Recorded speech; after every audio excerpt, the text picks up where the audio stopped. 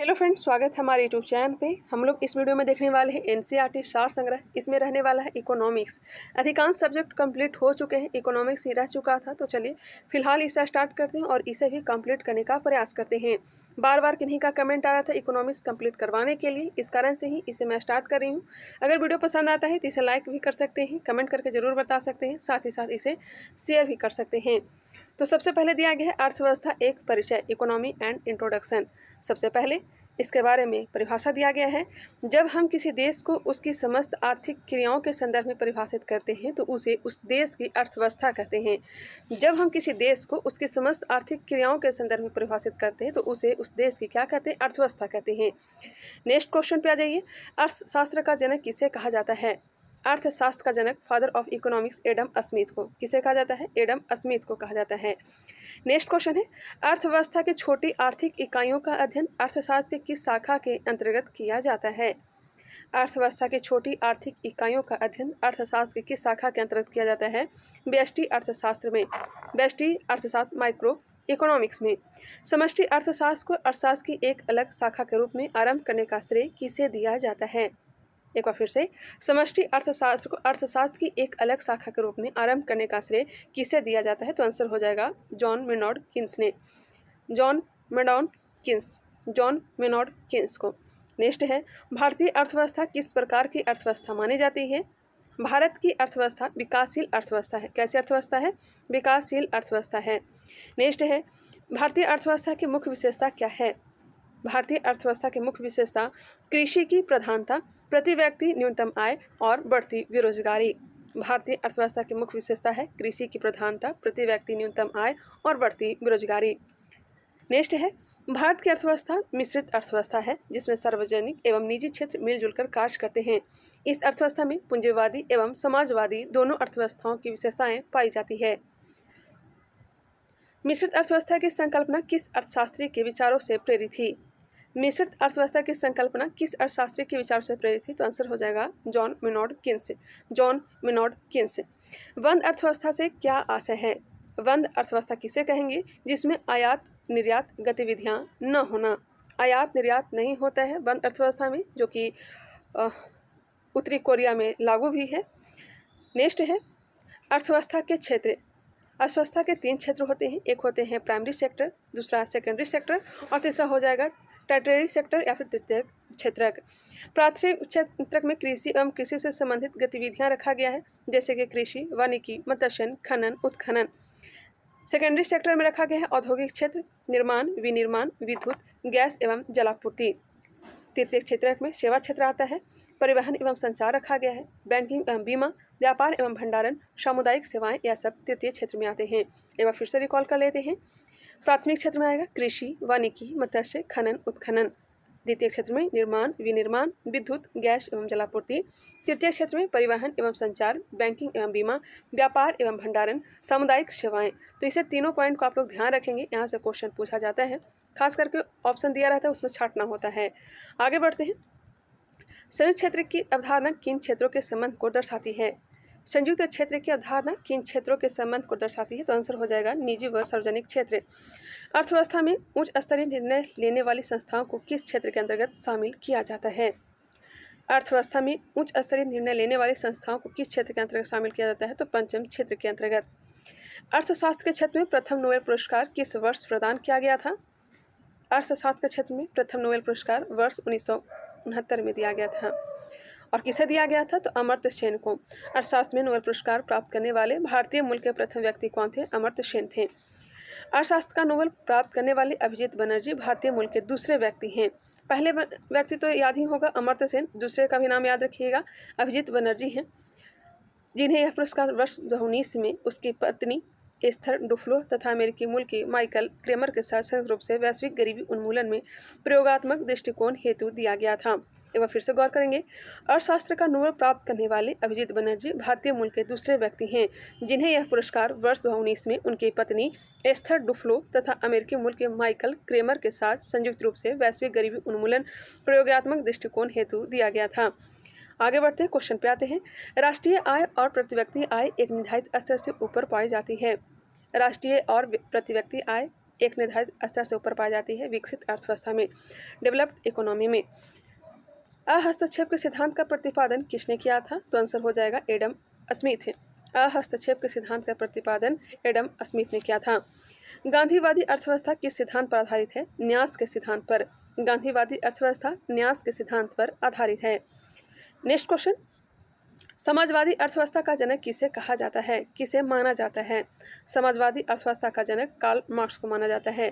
मैं लगातार से कंप्लीट करूंगी, आप लोग बस ध्यान से सुना करेंगे, आप लोग बोर नहीं होंगे। नेक्स्ट क्वेश्चन पे आ जाइए। भारतीय अर्थव्यवस्था के उदारीकरण का अग्रदूत किसे कहा जाता है? भारतीय अर्थव्यवस्था के उदारीकरण का अग्रदूत डॉक्टर मनमोहन सिंह को कहा जाता है। नेक्स्ट है, विश्व की 10 शीर्ष अर्थव्यवस्थाएं 2023 के अनुसार दिया गया है। देशों का नाम याद रखना जरूरी नहीं है, लेकिन 5 का नाम याद रखिएगा। अमेरिका का जो जीडीपी है 26.95, चीन का 17.7, तीसरे नंबर पर जर्मनी है, इसका जीडीपी 4.43, जापान का 4.23 और भारत का जीडीपी कितना है? 3.73 है। हालांकि यह 2023 के अनुसार दिया गया है, तो याद रखिएगा पहले नंबर पे अमेरिका आएगा, दूसरे नंबर पे चीन, तीसरे नंबर पे जर्मनी, चौथे नंबर पे जापान और 5वें नंबर पे अपना भारत। आगे बढ़ते हैं। वर्ल्ड इकोनॉमी आउटलुक रिपोर्ट जो है अक्टूबर 2023 में प्रकाशित हुआ था। वर्ल्ड इकोनॉमिक आउटलुक अक्टूबर 2023 में प्रकाशित हुआ था, उसी के अनुसार दिया गया है। वह अर्थव्यवस्था जिसका विश्व के अन्य देशों से कोई व्यापारिक संपर्क नहीं होता है उसे वन अर्थव्यवस्था कहते हैं। वह अर्थव्यवस्था जिसका विश्व के अन्य देशों से कोई व्यापारिक संपर्क नहीं होता उसे वन अर्थव्यवस्था कहते हैं। नेक्स्ट टॉपिक पे आ जाइए, आर्थिक समृद्धि एवं विकास, इकोनॉमिक ग्रोथ एंड डेवलपमेंट। किसी अर्थव्यवस्था में होने वाला मात्रात्मक परिवर्तन आर्थिक समृद्धि कहलाता है। याद रखिएगा, किसी अर्थव्यवस्था में होने वाला मात्रात्मक परिवर्तन क्या कहलाता है? आर्थिक समृद्धि कहलाता है, इकोनॉमिक ग्रोथ कहलाता है। प्रति व्यक्ति समय उत्पाद व प्रति व्यक्ति भौतिक पूंजी में वृद्धि क्या दर्शाती है? प्रति व्यक्ति समग्र उत्पाद व प्रति व्यक्ति भौतिक पूंजी में वृद्धि क्या दर्शाती है? तो आर्थिक समृद्धि को। यदि किसी देश में पूंजी निर्माण हो रहा है तो उसकी अर्थव्यवस्था पर क्या प्रभाव पड़ेगा? आर्थिक समृद्धि में अनिवार्य रूप से वृद्धि होगी। यदि किसी देश में पूंजी निर्माण हो रहा है तो उसकी अर्थव्यवस्था पर क्या प्रभाव पड़ेगा? आर्थिक समृद्धि में अनिवार्य रूप से वृद्धि होगी। किसी भी देश के लिए आर्थिक समृद्धि का सबसे उपयुक्त मापदंड किसे माना जाता है? प्रति व्यक्ति वास्तविक आय को। भारतीय अर्थव्यवस्था ने किस वर्ष में सर्वाधिक समृद्धि दर प्राप्त की है? सर्वाधिक समृद्धि दर प्राप्त की है वर्ष 2006-07 में, कितना? 9.6%। भारत में बचत और पूंजी निर्माण की ऊंची दर होते हुए भी समृद्धि दर कम होने का मुख्य कारण क्या है? आंसर हो जाएगा पूंजी उत्पाद अनुपात का अधिक होना। भारत में बचत और पूंजी निर्माण की ऊंची दर होते हुए भी समृद्धि दर कम होने का मुख्य कारण क्या है? पूंजी उत्पाद अनुपात का अधिक होना। पूंजी उत्पाद अनुपात का अधिक होना। ठीक है। नेक्स्ट है, आर्थिक समृद्धि तथा आर्थिक विकास किस प्रकार की अवधारणा है? आर्थिक समृद्धि यह हो जाएगा वस्तुनिष्ठ और आर्थिक विकास व्यक्तिनिष्ठ। तो आर्थिक समृद्धि तथा आर्थिक विकास किस प्रकार की अवधारणा है? क्रमशः वस्तुनिष्ठ एवं व्यक्तिनिष्ठ। मैं बिल्कुल आराम से चल रही हूँ क्योंकि इकोनॉमिक्स हर कोई को हार्ड लगता है, लेकिन इसे समझने की प्रयास करिया करें। अगर आपने नोटबुक में पढ़ाई किया होगा या फिर कहीं से क्लास किया होगा तो अच्छे से समझ पा रहे होंगे। आगे बढ़ते हैं। किसी अर्थव्यवस्था में होने वाले मात्रात्मक एवं गुणात्मक परिवर्तनों को आर्थिक विकास कहते हैं। इसमें सामाजिक मूल्य निहित होते हैं। किसी अर्थव्यवस्था में होने वाले मात्रात्मक एवं गुणात्मक परिवर्तनों को आर्थिक विकास कहते हैं। इसमें सामाजिक मूल्य निहित होते हैं। आर्थिक विकास के मुख्य संकेतक क्या है? आर्थिक विकास के मुख्य संकेतक मानव पूंजी में वृद्धि, असमानता में कमी और अर्थव्यवस्था में शासनात्मक परिवर्तन। आर्थिक उदारीकरण की नीति लागू होने के पश्चात किस वर्ष आर्थिक विकास दर सर्वाधिक रही? वर्ष 2006-07 में 9.6%। किस पंचवर्षीय योजना में आर्थिक विकास दर सबसे कम रही? तीसरी पंचवर्षीय योजना में। किस पंचवर्षीय योजना में आर्थिक विकास दर सर्वाधिक रही? 11वीं पंचवर्षीय योजना में। गौर करिएगा, किस पंचवर्षीय योजना में आर्थिक विकास दर सबसे कम रही? तो तीसरी पंचवर्षीय योजना में, और सर्वाधिक रही 11वीं पंचवर्षीय योजना में। No doubt. नेक्स्ट है, सकल घरेलू उत्पाद में परिवर्तन की दर क्या कहलाती है? सकल घरेलू उत्पाद में परिवर्तन की दर आर्थिक विकास दर कहलाती है। नेक्स्ट क्वेश्चन पे आ जाइए।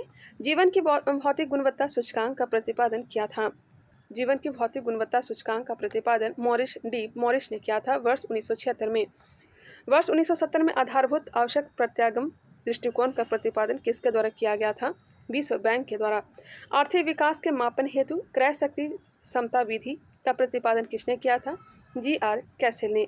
आर्थिक विकास के मापन हेतु क्रय शक्ति समता विधि का प्रतिपादन किसने किया था? GR कैसेल ने। विश्व बैंक के अनुसार क्रय शक्ति क्षमता के आधार पर चीन एवं संयुक्त राज्य अमेरिका के बाद भारत तीसरी सबसे बड़ी अर्थव्यवस्था है। विश्व बैंक के अनुसार क्रय शक्ति क्षमता के आधार पर चीन प्रथम स्थान पर है, दूसरे स्थान पर अमेरिका और तीसरे स्थान पर भारत है। नेक्स्ट है, अर्थतंत्र में ज्ञान, तकनीकी कुशलता, शिक्षा आदि को किस प्रकार की पूंजी माना जाता है? यह सब हो जाएगा मानवीय पूंजी। अर्थतंत्र में ज्ञान, तकनीकी कुशलता, शिक्षा आदि को किस प्रकार की पूंजी माना जाता है? मानवीय पूंजी। भारतीय मानव विकास प्रतिवेदन प्रत्येक प्रतिदर्श गांव से संबंधित क्या जानकारी प्रदान करता है?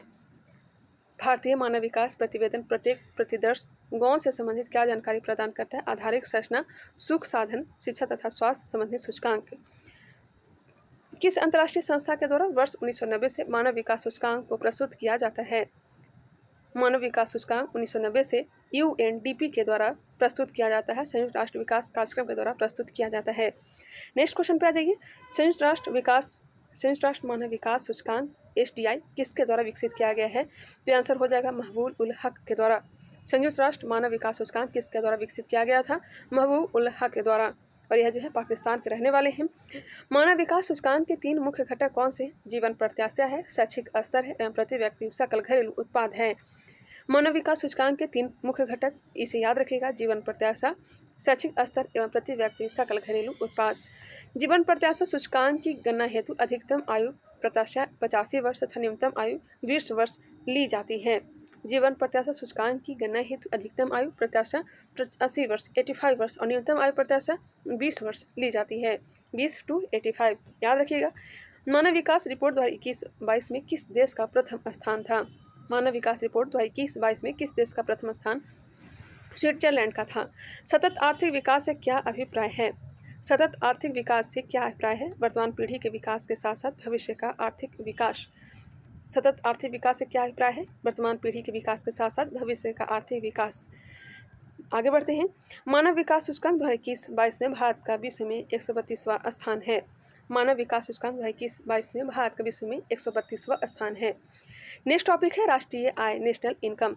इसे भी कंप्लीट करते हैं। आई होप वीडियो पसंद आ रहा होगा तो लाइक भी कर सकते हैं और हो सके तो अपने फ्रेंड सर्कल में इसे शेयर भी कर सकते हैं। स्टार्ट करते हैं। किसी निश्चित अवधि के लिए एक देश की राष्ट्रीय आय एक वित्तीय वर्ष 1 अप्रैल से 31 मार्च में उत्पादित अंतिम वस्तुओं और सेवाओं के मौद्रिक मूल्य के बराबर होती है। गौर करेंगे, किसी निश्चित अवधि के लिए एक देश की राष्ट्रीय आय एक वित्तीय वर्ष, हमारा जो वित्तीय वर्ष है 1 अप्रैल से लेकर के 31 मार्च तक में उत्पादित अंतिम वस्तुओं और सेवाओं के मौद्रिक मूल्य के बराबर होती है। राष्ट्रीय आय इक्वल टू हो जाएगा घरेलू आय प्लस विदेशों से प्राप्त शुद्ध कारक आय। राष्ट्रीय आय इक्वल टू कितना हो जाएगा? घरेलू आय प्लस विदेशों से प्राप्त शुद्ध कारक आय, इसे कहेंगे राष्ट्रीय आय। राष्ट्रीय आय लेखा प्रणाली का जन्मदाता किसे कहा जाता है? साइमन कुजनेट्स को। राष्ट्रीय आय लेखा प्रणाली का जन्मदाता किसे कहा जाता है? साइमन कुजनेट्स को। वर्ष 1949 में भारत सरकार द्वारा नियुक्त राष्ट्रीय आय समिति के अध्यक्ष कौन थे? PC महालनोबिस। भारत में प्रति व्यक्ति आय में वृद्धि की दर मंद होने का मुख्य कारण क्या है? उच्च पूंजी उत्पाद अनुपात व जनसंख्या वृद्धि की ऊंची दर। भारत में प्रति व्यक्ति आय में वृद्धि की दर मंद होने का मुख्य कारण क्या है? आंसर हो जाएगा ऊंची पूंजी उत्पाद अनुपात व जनसंख्या वृद्धि की ऊंची दर। भारत में अर्थव्यवस्था का कौन सा क्षेत्र बचत सर्वाधिक योगदान करता है? भारत में अर्थव्यवस्था का कौन सा क्षेत्र बचत सर्वाधिक योगदान करता है? आंसर हो जाएगा घरेलू क्षेत्र। भारत की घरेलू वस्तुओं में सर्वाधिक हिस्सा किसका है? भारत की घरेलू वस्तुओं में सर्वाधिक हिस्सा किसका है? भौतिक परिसंपत्तियों का। वर्तमान में भारत के किस राज्य में प्रति व्यक्ति आय सबसे कम है? प्रति व्यक्ति आय अपना बिहार में ही सबसे कम है और सर्वाधिक कहाँ है? तो गोवा में है। आगे बढ़ते हैं। भारत में सर्वप्रथम राष्ट्रीय आय की गणना का प्रयास दादाभाई नौरोजी द्वारा वर्ष 1867-68 में किया गया था। इन्होंने अपनी पुस्तक poverty and un-British rule in India में प्रति व्यक्ति आय 20 रुपये बताई थी। ये भी याद रखिएगा, दादाभाई नौरोजी की पुस्तक का नाम क्या है? Poverty and un-British rule in India, और इसी में राष्ट्रीय आय के बारे में इन्होंने गणना किया था और बताया था कि प्रति व्यक्ति आय कितना है? 20 रुपये है। कब? 1867-68 में। आगे बढ़ते हैं। वर्तमान में किस राज्य में औसत प्रति व्यक्ति आय सर्वाधिक है? हमने अभी बताया गोवा में है। भारत में राष्ट्रीय आय समकों का आकलन किसके द्वारा किया जाता है? केंद्रीय सांख्यिकी संगठन के द्वारा। भारत में राष्ट्रीय आय समकों का आकलन किसके द्वारा किया जाता है? केंद्रीय सांख्यिकी संगठन द्वारा। केंद्रीय सांख्यिकी कार्यालय तथा राष्ट्रीय प्रतिदर्श सर्वेक्षण कार्यालय का विलय किस नई संस्था को स्थापित करने का निर्णय लिया गया है? केंद्रीय सांख्यिकी कार्यालय CSO तथा राष्ट्रीय प्रतिदर्श सर्वेक्षण कार्यालय का विलय कर किस नई संस्था को स्थापित करने का निर्णय लिया गया है? आंसर हो जाएगा NSO का, राष्ट्रीय सांख्यिकी कार्यालय का। हिंदू वृद्धि दर किससे संबंधित है? हिंदू वृद्धि दर ऐसा नहीं कि जनसंख्या वृद्धि से संबंधित है, या संबंधित है राष्ट्रीय आय से। हिंदू वृद्धि दर, हिंदू ग्रोथ रेट किससे संबंधित है? राष्ट्रीय आय से। यह जो है इकोनॉमिक वर्ड है। आगे बढ़ते हैं, क्वेश्चन पे आते हैं। MCA-21 मिशन मोड प्रोजेक्ट किस केंद्रीय मंत्रालय द्वारा आरंभ किया गया है? MCA-21 मिशन मोड प्रोजेक्ट किस केंद्रीय मंत्रालय द्वारा आरंभ किया गया है? कंपनी मामलों के मंत्रालय द्वारा। एक खुली अर्थव्यवस्था में अर्थव्यवस्था की राष्ट्रीय आय से क्या तात्पर्य है? एक खुली अर्थव्यवस्था में अर्थव्यवस्था की राष्ट्रीय आय से क्या तात्पर्य है? यहाँ पे दिया गया है C + I + G + X - M। यहाँ पे दिया भी गया है सकल घरेलू उत्पाद, उपभोग C क्या है तो उपभोग है, I क्या है तो सकल निवेश है, और नेक्स्ट है सरकारी GDP = व्यय G हो गया, प्लस निर्यात X और आयात M। इसे आप लोग देख लीजिएगा। आगे बढ़ते हैं, क्वेश्चन पे आते हैं। सकल घरेलू उत्पाद के आधार पर विश्व की 6वीं सबसे बड़ी अर्थव्यवस्था कौन सी है? सकल घरेलू उत्पाद के आधार पर विश्व की 6वीं सबसे बड़ी अर्थव्यवस्था कौन सी है? तो भारत की है। मुद्रास्फीति, मुद्रा संकुचन एवं अप्रत्यक्ष कर के प्रभाव को शामिल कर संकलित GDP को क्या कहा जाता है? नॉमिनल GDP कहा जाता है। मुद्रास्फीति, मुद्रा संकुचन एवं अप्रत्यक्ष कर के प्रभाव को शामिल कर संकलित GDP को क्या कहा जाता है? Nominal GDP।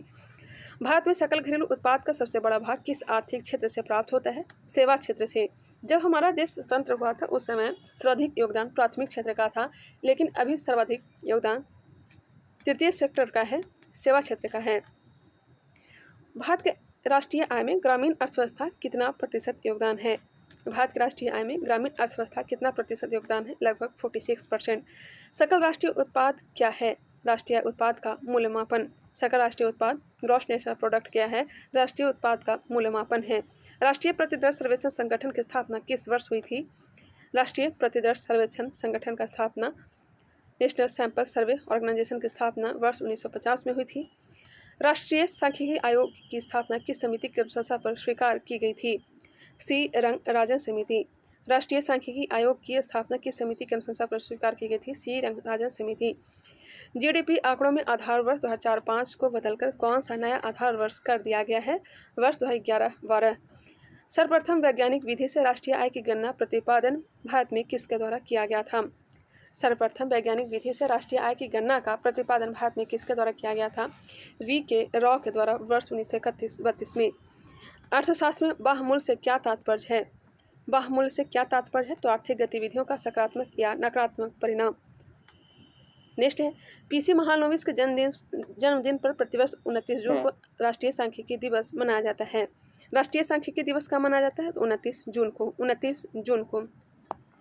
नेक्स्ट टॉपिक है राष्ट्रीय आय, माफ़ करिएगा ये दोबारा से हो रखा है, अब आगे बढ़ते हैं। दोबारा इसका फोटो क्लिक हो गया था, बट कोई नहीं। नेक्स्ट टॉपिक है आर्थिक नियोजन, इकोनॉमिक प्लानिंग। आर्थिक नियोजन से अभिप्राय एक ऐसी प्रणाली से है जिसमें केंद्रीय संगठन एक निश्चित समयावधि के लिए लक्ष्यों का निर्धारण करता है और इन लक्ष्यों की प्राप्ति के लिए कार्यक्रमों एवं नीतियों का भी निर्धारण किया जाता है। आर्थिक नियोजन से अभिप्राय एक ऐसी प्रणाली से है जिसमें केंद्रीय संगठन एक निश्चित समयावधि के लिए लक्ष्यों का निर्धारण करता है और इन लक्ष्यों की प्राप्ति के लिए कार्यक्रमों एवं नीतियों का भी निर्धारण किया जाता है। क्वेश्चन पे आते हैं। भारत में आर्थिक नियोजन की पृष्ठभूमि किसने तैयार की थी? सर एम विश्वेश्वरैया ने वर्ष 1934 में। वर्ष 1944 में गांधीवादी योजना किसने प्रतिपादित की थी? गांधीवादी योजना श्रीमन नारायण अग्रवाल ने।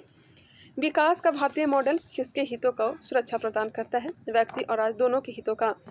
विकास का भारतीय मॉडल किसके हितों का सुरक्षा प्रदान करता है? व्यक्ति और राज्य दोनों के हितों का। राष्ट्रीय योजना समिति का गठन किसके द्वारा किया गया था? सुभाष चंद्र बोस के द्वारा। राष्ट्रीय योजना समिति का गठन किसके द्वारा किया गया था? सुभाष चंद्र बोस के द्वारा। राष्ट्रीय विकास समिति का अध्यक्ष कौन होता है? तो भारत का प्रधानमंत्री।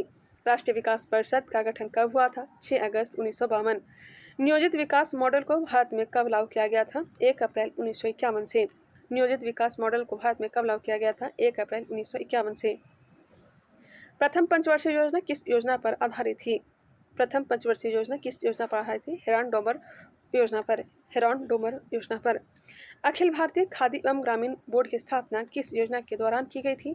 प्रथम योजना के समय किया गया था अखिल भारतीय खादी एवं ग्रामीण बोर्ड की स्थापना। प्रथम पंचवर्षीय योजना की मुख्य प्राथमिकता क्या थी? तो कृषि का विकास करना। नेक्स्ट क्वेश्चन, देश में समाजवादी समाज की स्थापना का संकल्प किस पंचवर्षीय योजना में लिया गया था? आंसर हो जाएगा द्वितीय पंचवर्षीय योजना में। देश में समाजवादी समाज की स्थापना का संकल्प किस पंचवर्षीय योजना में लिया गया था? द्वितीय पंचवर्षीय योजना में। भारत में आर्थिक नियोजन की वास्तविक शुरुआत द्वितीय पंचवर्षीय योजना से शुरू हुई थी। इस योजना का वास्तुकार किसे माना जाता है? एक बार फिर से, भारत में आर्थिक नियोजन की वास्तविक शुरुआत जो हुई थी द्वितीय पंचवर्षीय योजना से। इस योजना का वास्तुकार कौन है? तो पीसी महालनोबिस। द्वितीय पंचवर्षीय योजना पीसी महालनोबिस मॉडल पर ही आधारित है। भारत में अनवरत योजना किस अवधि में प्रभावी थी? अनवरत योजना 1978-80 में लाया गया था। रोलिंग प्लान 1978-80 में 1978 से 80 तक रोलिंग प्लान चला था। किस पंचवर्षीय योजना में कृषि ने ऋणात्मक विकास प्रदर्शित किया था? तीसरी पंचवर्षीय योजना में ऋणात्मक विकास प्रदर्शित तीसरी पंचवर्षीय योजना में। सबसे घटा जो हुआ था तीसरी पंचवर्षीय योजना में हुआ था। ऋणात्मक प्रभाव देखने को मिला था। अनवरत योजना का प्रतिपादन गुरनाथ मित्तल द्वारा अपनी पुस्तक द एशियन ड्रामा में किया गया था। इसे भारत में लागू करने का श्रेय जनता पार्टी की सरकार तथा डी.टी. लकड़वाला को जाता है। अनवरत योजना का प्रतिपादन किसने किया था? बताइएगा। अनवरत योजना का प्रतिपादन गुरनाथ मित्तल द्वारा कौन सी पुस्तक द एशियन ड्रामा में किया गया था। इसे भारत में लागू करने का श्रेय जनता पार्टी की सरकार तथा डी.टी. लकड़वाला को जाता है। भारत में हरित क्रांति की शुरुआत किस पंचवर्षीय योजना के दौरान हुई थी? आंसर हो जाएगा तृतीय पंचवर्षीय योजना। चतुर्थ पंचवर्षीय योजना किस मॉडल पर आधारित थी? डी.आर. गॉडगिल मॉडल पर। आर्थिक नियोजन की युग की प्रारंभ से भारत की सकल राष्ट्रीय आय में कृषि का हिस्सा निरंतर कम होता रहा है। आर्थिक नियोजन के युग के प्रारंभ से भारत की सकल राष्ट्रीय आय में कृषि का हिस्सा निरंतर कम होता रहा है। किस पंचवर्षीय योजना में विकास केंद्र उपागम अपनाया गया था? चतुर्थ पंचवर्षीय योजना में विकास केंद्र उपागम अपनाया गया था। चतुर्थ पंचवर्षीय योजना में। भारत में स्वपोषित विकास की संकल्पना सर्वप्रथम किस पंचवर्षीय योजना में अपनाई गई थी? चतुर्थ पंचवर्षीय योजना में। स्वपोषित विकास की संकल्पना चतुर्थ पंचवर्षीय योजना में। निर्धारित अवधि से 1 वर्ष पूर्व ही समाप्त होने वाली पंचवर्षीय योजना कौन सी थी? पांचवी पंचवर्षीय योजना। यह जो चली थी 1974 से लेकर 1978 तक, यह 4 वर्ष का ही था। गरीबी हटाओ विषय वस्तु पर आधारित गरीबी उन्मूलन कार्यक्रमों को किस पंचवर्षीय योजना में प्रारंभ किया गया था? आंसर हो जाएगा पांचवी पंचवर्षीय योजना। छठी पंचवर्षीय योजना किस मॉडल पर आधारित थी? आगत निर्गत मॉडल पर। सामाजिक न्याय एवं समानता के साथ समृद्धि पर बल किस पंचवर्षीय योजना में दिया गया था? सातवीं पंचवर्षीय योजना में। 20 सूत्री आर्थिक कार्यक्रम का शुभारंभ किस वर्ष किया गया था? वर्ष 1975 में। 20 सूत्री आर्थिक कार्यक्रम का शुभारंभ वर्ष 1975 में किया गया था। नीति आयोग वर्तमान में पंचवर्षीय योजना के स्थान पर 15 वर्षीय दृष्टि पत्र, 7 वर्षीय रणनीति एवं 3 वर्षीय कार्य एजेंडा प्रकाशित करता है। नीति आयोग वर्तमान में पंचवर्षीय योजनाओं के स्थान पर 15 वर्षीय दृष्टि पत्र, विजन डॉक्यूमेंट, 7 वर्षीय रणनीति स्ट्रेटजी एवं 3 वर्षीय कार्य एजेंडा एक्शन एजेंडा प्रकाशित करता है। ठीक है भाई, आगे बढ़ते हैं, क्वेश्चन पे आते हैं। सातवीं पंचवर्षीय योजना में IRDP के अंतर्गत क्या रणनीति अपनाई गई थी? बताइएगा। IRDP जिसका फुल फॉर्म दिया गया है इंटीग्रेटेड रूरल डेवलपमेंट प्रोग्राम। कौन सी रणनीति अपनाई गई थी? तो आंसर हो जाएगा संपूर्ण परिवार के अंगीकरण का। भारतीय संविधान में आर्थिक तथा सामाजिक नियोजन को 7वीं अनुसूची की समवर्ती सूची का विषय बनाया गया है। भारतीय संविधान में आर्थिक तथा सामाजिक नियोजन को 7वीं अनुसूची की समवर्ती सूची का विषय बनाया गया है। ठीक है, याद रखिएगा। आर्थिक और सामाजिक नियोजन कौन से अनुसूची में आएगा? 7वीं अनुसूची में। 7वीं अनुसूची में तो सारे विषय आते हैं, लेकिन समवर्ती सूची में आते हैं। ठीक है, 7वीं अनुसूची में संघ सूची, समवर्ती सूची, राष्ट्र सूची, यह सब आते हैं। विषयों का बंटवारा 7वीं अनुसूची में ही किया गया है।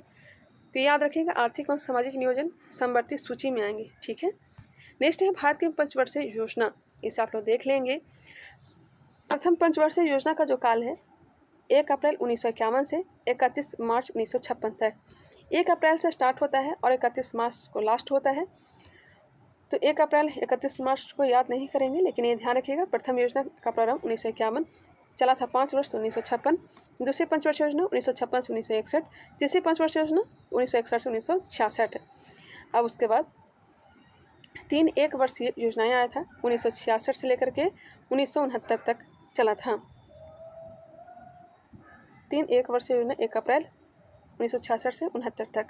फिर चौथी पंचवर्षीय योजना 1969 से 1974, पाँचवीं 1974 से 78 तक ही। हालांकि इसका समय तय किया गया था 1979, 5 वर्ष का ही, लेकिन 1 वर्ष पहले ही समाप्त हो गया था। बीच में फिर वार्षिक योजना आया था 1979 से 80। छठी योजना की बात की जाए तो 1980 से 85। सातवीं पंचवर्षीय योजना 85 से 90, 1985 से 90। फिर 2 एक वर्षीय योजना आया था 1 अप्रैल 1990 से 31 मार्च 1992 तक। आठवीं पंचवर्षीय योजना 1992 से 97। अब उसी तरह से 5-5 वर्ष आप लोग जोड़ करके आगे बढ़ सकते हैं। टोटल पंचवर्षीय योजना की जो संख्या है यह 12 है। ठीक है भाई। अब आते हैं इससे संबंधित कुछ पॉइंट, जैसे कि प्रथम पंचवर्षीय योजना के समय मुख्य उद्देश्य था कृषि उत्पादन में वृद्धि, उत्पादन, आय तथा धन का समान वितरण। प्रथम पंचवर्षीय योजना में उद्देश्य क्या था? कृषि उत्पादन में वृद्धि, उत्पादन, आय तथा धन का समान वितरण। दूसरी पंचवर्षीय योजना में मुख्य उद्देश्य औद्योगिक उत्पादन में वृद्धि, भारी उद्योगों का विकास। तीसरी पंचवर्षीय योजना में खाद्यान्न के उत्पादन में आत्मनिर्भरता, रोजगार के अवसरों में वृद्धि करना, असमानता में कमी लाना। चौथी पंचवर्षीय योजना का उद्देश्य विकास की प्रक्रिया को तीव्र करना, कीमत स्थिरता करना, सामाजिक समानता स्थापित करना। पाँचवीं पंचवर्षीय योजना जीवन स्तर को ऊंचा उठाना, विशेषकर समाज के कमजोर वर्गों का गरीबी उन्मूलन तथा आत्मनिर्भरता इसका उद्देश्य था। पाँचवीं पंचवर्षीय योजना का। छठी की बात की जाए तो छठा का हो जाएगा निर्धनता का उन्मूलन करना। एक बार देख भी लेते हैं। हाँ, छठी योजना का मुख्य उद्देश्य था निर्धनता का उन्मूलन करना, असमानता में कमी लाना, आर्थिक संरचना का विकास करना। सातवीं पंचवर्षीय योजना रोजगार के नए अवसरों को सृजित करना, कृषि उत्पादकता में वृद्धि करना। सातवीं पंचवर्षीय योजना का उद्देश्य था, जिसका कार्यकाल है 1985 से 1990। नेक्स्ट है आठवीं पंचवर्षीय योजना। आठवीं पंचवर्षीय योजना का मुख्य उद्देश्य है शताब्दी के अंत तक मानव शक्ति का पूर्ण उपयोग। यहाँ से क्वेश्चन बनते हैं और खास करके एग्जाम में क्वेश्चन पूछे भी जाते हैं। प्राथमिक शिक्षा को सर्वव्यापी बनाना आठवीं पंचवर्षीय योजना का उद्देश्य था। आर्थिक संरचनाओं को सुदृढ़ करना। नेक्स्ट है नौवीं पंचवर्षीय योजना कृषि एवं ग्रामीण विकास। नौवीं पंचवर्षीय योजना का उद्देश्य था कृषि एवं ग्रामीण का विकास, कीमत स्थिरता के साथ समृद्धि, जनसंख्या वृद्धि पर रोक। नेक्स्ट है 10वीं पंचवर्षीय योजना। 10वीं पंचवर्षीय योजना में उपभोग के स्तर में वृद्धि तथा स्वास्थ्य एवं शिक्षा संबंधी सुविधाओं में सुधार लाकर जीवन की गुणवत्ता को बेहतर बनाना, समावेशी समृद्धि द्वारा असमानताओं को कम करना। मोस्ट इंपॉर्टेंट हो जाता है 11वीं पंचवर्षीय योजना। 11वीं पंचवर्षीय योजना में बहुमुखी लक्ष्य, जिसमें न केवल विकास बल्कि निर्धनता कम करना भी शामिल है। शिक्षा की गुणवत्ता एवं सार्वजनिक स्वास्थ्य सेवाओं में सुधार करना, द्वितीय हरित क्रांति के लिए रणनीति तैयार करना, ऊंचे कोटि के रोजगार का सृजन करना, पर्यावरण का संरक्षण करना 11वीं पंचवर्षीय योजना का उद्देश्य था। 12वीं पंचवर्षीय योजना की बात कर ली जाए तो तीव्र, सतत एवं आर्थिक समावेशी विकास उद्देश्य था। सकल घरेलू उत्पाद में 8% की वृद्धि। सकल घरेलू उत्पाद में कितनी वृद्धि हुई? 8% की वृद्धि करना। नेक्स्ट है जॉन डब्ल्यू मिलर मॉडल पर कौन सी पंचवर्षीय योजना आधारित थी? आंसर हो जाएगा 7वीं पंचवर्षीय योजना। 7वीं पंचवर्षीय योजना जो है जॉन डब्ल्यू मिलर मॉडल पर आधारित है। नेक्स्ट क्वेश्चन, मानव विकास के सारे विकास प्रयासों का सार तत्व किस पंचवर्षीय योजना को माना गया है? 8वीं पंचवर्षीय योजना को। भारत में आर्थिक नियोजन की अवधि के दौरान कितनी बार योजना विकास लाया गया था? अभी हमने देखा 3 बार। महिला अंश योजना किस पंचवर्षीय योजना से प्रारंभ की गई थी? महिला अंश योजना 9वीं पंचवर्षीय योजना। 9वीं पंचवर्षीय योजना। नेक्स्ट क्वेश्चन है सर्व शिक्षा अभियान की शुरुआत किस पंचवर्षीय योजना के आरंभिक वर्षों में हुई थी? सर्व शिक्षा अभियान की शुरुआत 10वीं पंचवर्षीय योजना। 10वीं पंचवर्षीय योजना। 11वीं पंचवर्षीय योजना का उद्देश्य क्या था? तीव्रतर एवं समावेशी विकास। 11वीं पंचवर्षीय योजना का उद्देश्य तीव्रतर एवं समावेशी विकास था। 11वीं पंचवर्षीय योजना में शिक्षा से संबंधित विषय वस्तु क्या थी? 11वीं पंचवर्षीय योजना में शिक्षा से संबंधित विषय वस्तु क्या थी? अनिवार्य प्रारंभिक शिक्षा था। 12वीं पंचवर्षीय योजना का मुख्य उद्देश्य क्या था? तीव्रतर, धारणीय और अधिक समावेशी विकास। तीव्रतर, धारणीय और अधिक समावेशी विकास। छठी पंचवर्षीय योजना में 1982 ईस्वी में नाबार्ड की स्थापना किया गया था। 1982 में 12 जुलाई 1982 को नाबार्ड की स्थापना किया गया था। वही एग्जिम बैंक की स्थापना की गई थी। एग्जिम बैंक की स्थापना भी की गई थी। नेक्स्ट टॉपिक है मुद्रा एवं बैंकिंग प्रणाली, money and banking system. Money and banking system. Start करते हैं। कोई भी वस्तु जो सभी प्रकार के आर्थिक व्यवहारों जिसमें ऋण भी सम्मिलित है को पूरा करने में तथा भुगतान के माध्यम के रूप में समानता स्वीकार की जाती है उसे मुद्रा कहते हैं। भारत में सर्वप्रथम कागजी मुद्रा की शुरुआत किस वर्ष हुई थी? 1862 में। कागजी मुद्रा का प्रारंभ कब हुआ था? 1862 में। किस प्रकार की मुद्रा में बाह्य मूल्य के साथ साथ आंतरिक मूल्य भी निहित होता है? धातु मुद्रा। किस प्रकार की मुद्रा में बाह्य मूल्य के साथ साथ आंतरिक मूल्य भी निहित होता है? धातु मुद्रा में। विदेशी मुद्रा जिसमें त्वरित प्रवास की प्रवृत्ति होती है क्या कहलाती है? इसे कहेंगे हॉट मनी, गर्म मुद्रा कहेंगे। जिसमें त्वरित प्रवास की प्रवृत्ति होती है उसे क्या कहेंगे? हॉट मुद्रा कहेंगे। नेक्स्ट है स्मार्ट मनी या प्लास्टिक मनी शब्द का प्रयोग किसके लिए किया जाता है? स्मार्ट मनी या प्लास्टिक मनी का शब्द का प्रयोग क्रेडिट एवं डेबिट कार्ड के लिए, क्रेडिट या डेबिट कार्ड के लिए यूज किया जाता है। बिटकॉइन क्रिप्टो करेंसी का प्रचलन किसने किया था? सातोशी नाकामोतो ने। बिटकॉइन क्रिप्टो करेंसी का प्रचलन किसने किया था? सातोशी नाकामोतो ने। केंद्रीय बजट 2022-23 में डिजिटल संपत्ति जिसे क्रिप्टो करेंसी कहते हैं कि हस्तांतरण से होने वाली आय पर कितने प्रतिशत कर का प्रावधान किया गया है? 30% तक। भारतीय रुपया वर्ष 1957 तक 16 आनों में विभाजित था। ठीक है, भारतीय रुपया वर्ष 1957 तक 16 आनों में विभाजित था। इसके पश्चात दार्शनिक मुद्रा प्रणाली डेसिमल करेंसी सिस्टम अपनाई गई और 1 रुपये को 100 समान पैसों में बांटा गया। आरबीआई द्वारा जारी नोटों में कुल 17 भाषाओं का प्रयोग किया जाता है। यह सब छोटे छोटे पॉइंट हैं लेकिन इससे आप लोग ध्यान रखिएगा। नोटों में कुल कितने भाषा होते हैं? तो 17 भाषा होते हैं। वह मुद्रा जिसका वास्तविक एवं अंकित मूल्य बराबर हो उसे क्या कहते हैं? प्रमाणिक मुद्रा कहेंगे, स्टैंडर्ड मनी कहेंगे। वह मुद्रा जिसका वास्तविक एवं अंकित मूल्य बराबर हो उसे क्या कहेंगे? प्रमाणिक मुद्रा कहेंगे। विशेषकर आहरण अधिकार उदाहरण है कृत्रिम मुद्रा का। विशेष आहरण अधिकार स्पेशल ड्राइंग राइट एसटीआर उदाहरण है कृत्रिम मुद्रा का, आर्टिफिशियल मनी का। नेक्स्ट है मुद्रा पूर्ति की माप, measurement of money supply. M1 में क्या क्या आएगा? तो लोगों के पास मुद्रा व सिक्के, लोगों के पास मुद्रा व सिक्के आएंगे और बैंकों के पास नगद जमा प्लस रिजर्व बैंक के पास अन्य जमाएं, यह सब M1 में आएंगे। M1 तो सारे के सारे आएंगे और साथ ही साथ डाकघरों में मांग जमा। M3 में M1 तो आएंगे और इसके साथ ही बैंकों के साथ सावधि जमाएं अथवा समय जमाएं। M4 में M3 आ जाएंगे। M3 में M1 भी आ रहा है, बैंकों के पास सावधि जमाएं अथवा समय जमाएं भी आ रही है। तो गौर करेंगे M4 में M3 प्लस डाकघरों में कुल जमा, मांग एवं सावधि जमा दोनों।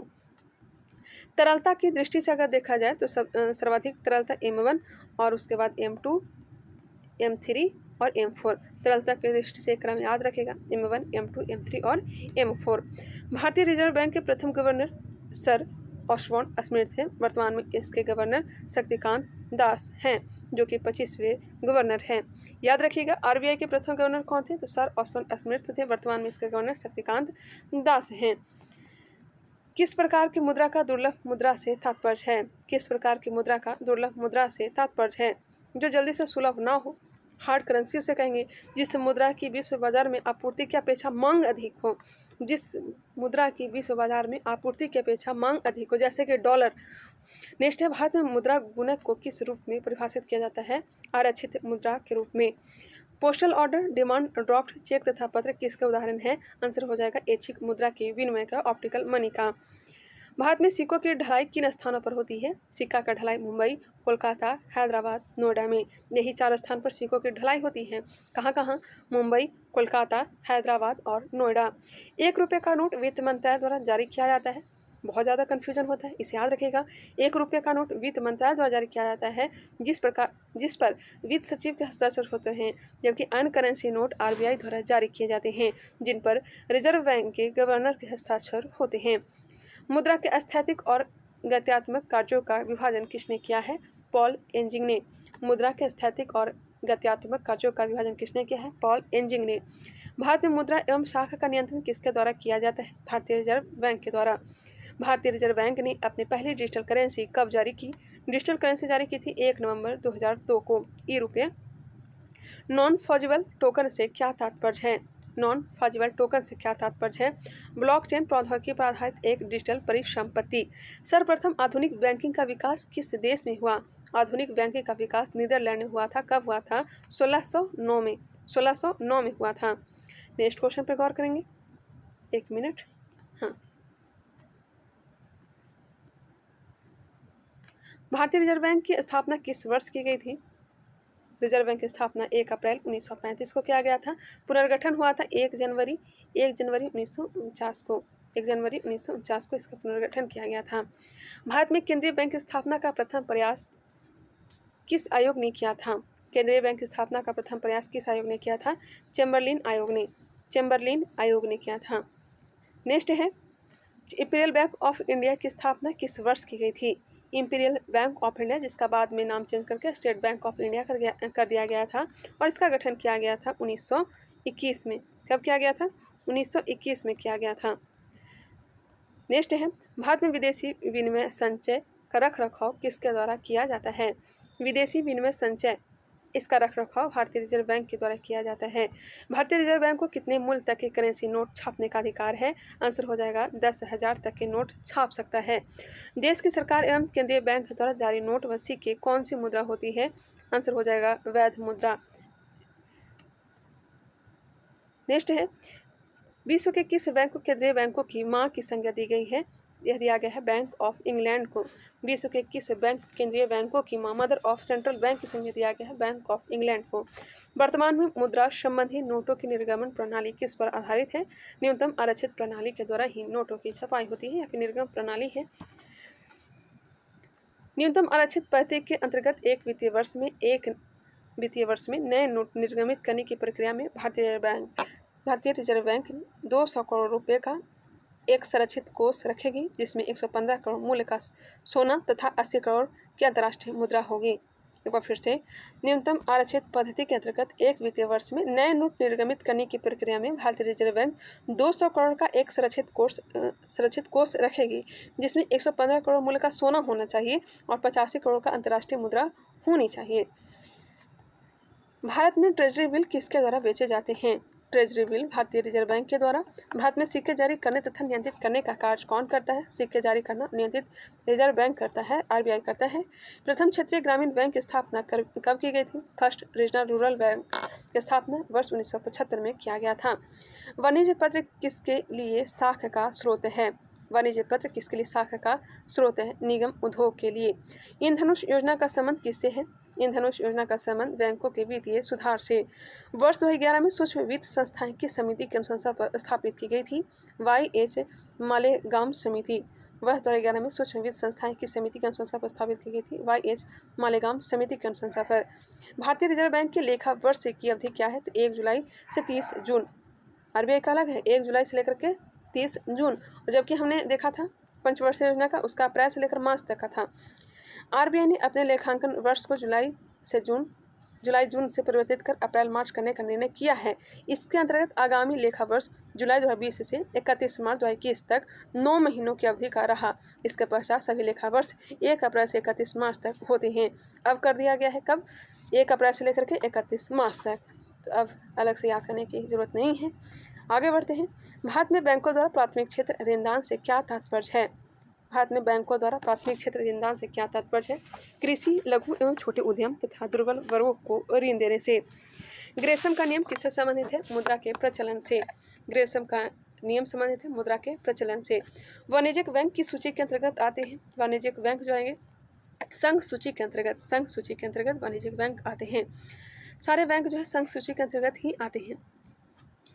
खास करके सभी बैंक जो है संघ सूची के अंतर्गत ही आते हैं। भारतीय रुपया विश्व की 5वीं ऐसी मुद्रा है जिसका अपना प्रतीक है। भारतीय रुपया विश्व की 5वीं ऐसी मुद्रा है जिसका अपना प्रतीक है।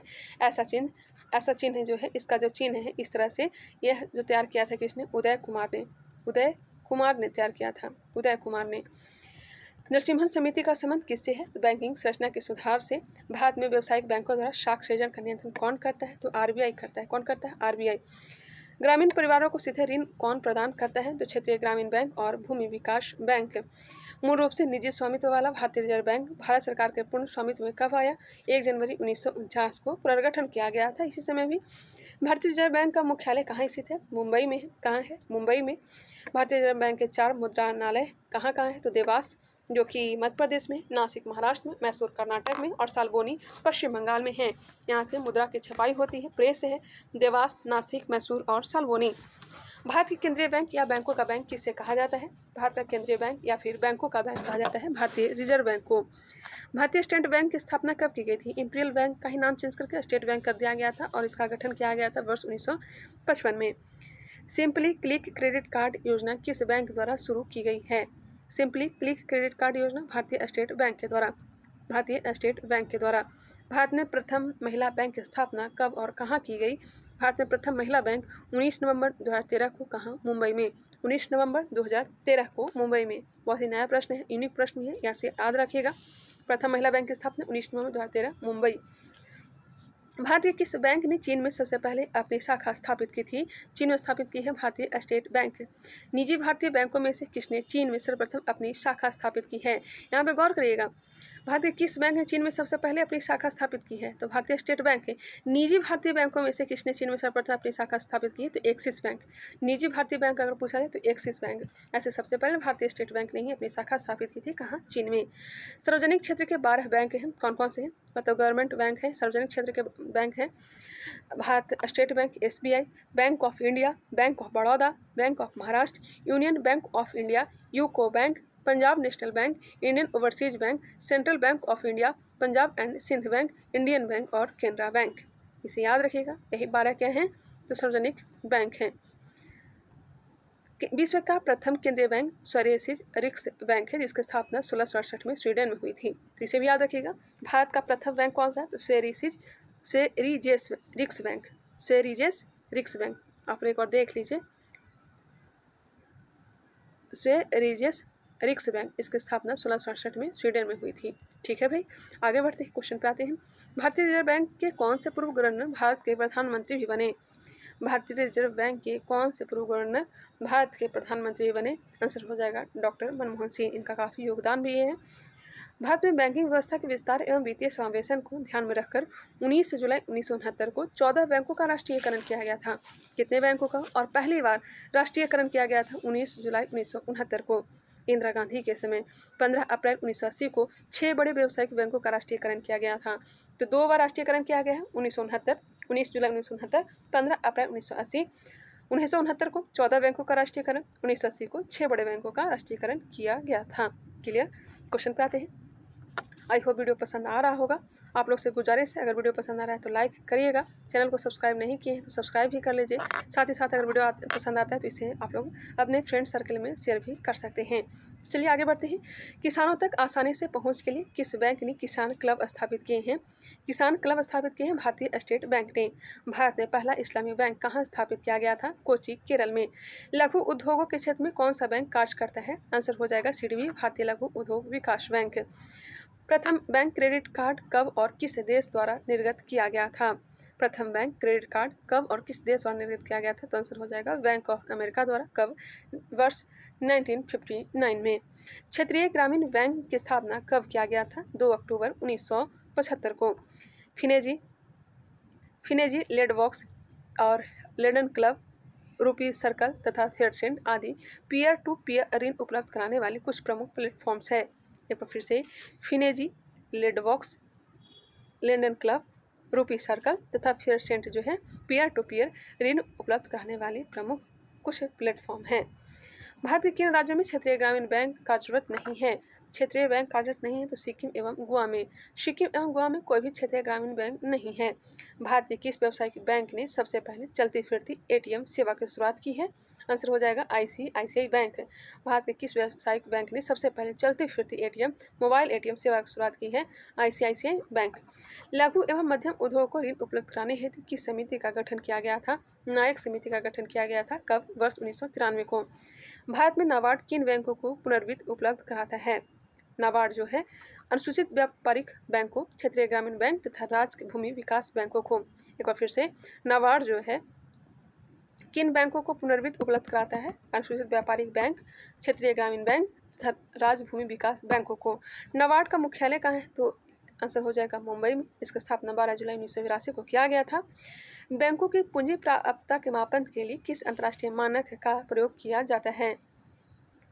बेसल मानक। बैंकों की पूंजी प्राप्तता के मापन के लिए किस अंतर्राष्ट्रीय मानक का प्रयोग किया जाता है? बेसल मानक। वर्ष 1995-96 में स्थापित ग्रामीण अवस्थापना विकास कोष एक बार फिर से, वर्ष 1995 में स्थापित ग्रामीण अवस्थापना विकास कोष का लेखा जोखा कौन करता है? रूरल इंफ्रास्ट्रक्चर डेवलपमेंट फंड का लेखा जोखा कौन करता है? राष्ट्रीय कृषि एवं ग्रामीण विकास बैंक। आगे बढ़ते हैं। स्वाभिमान कार्यक्रम का प्रमुख उद्देश्य क्या है?